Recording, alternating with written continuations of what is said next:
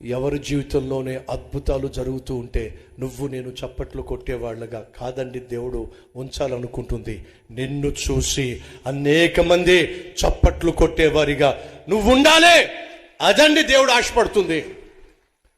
క్రికెట్లో 11 మంది ఆడతారో, అందరూ కష్టపడతారో, కానీ ఎవడో ఒక్కడు జయిస్తాడు, విజయాన్ని అందిస్తాడు. ఆడేవాడిగా మాత్రమే మిగిలిపోవు, విజయం సాధించేవాడిగా మిగిలిపో. సౌలుతో పాటు ఉన్న సైన్యం, దావీదు యొక్క సహోదరులు, వీళ్ళందరూ కూడా యుద్ధానికి వెళ్ళిపోయారు. ఎవరి మీదకే చెప్పండి?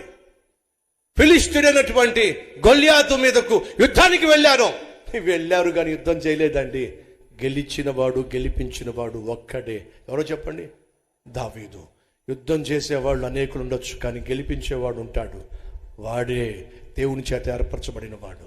సహోదరుడు, సహోదరి, 10 మంది నిన్ను చూసి చప్పట్లు కొట్టాలి, కానీ ఎవడో విజయాలు సాధిస్తూ ఉంటే నువ్వు చప్పట్లు కొట్టేవాడిగా కాదు. 10 మంది నిన్ను చూసి పొగడాలి, కానీ నువ్వు 10 మందిని పొగిడేవాడిగా ఉండడానికి వీల్లేదు.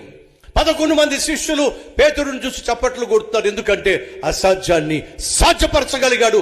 ఎలా సాధ్యమైందంటే యేసు మీద పేతురుకున్న విశ్వాసం.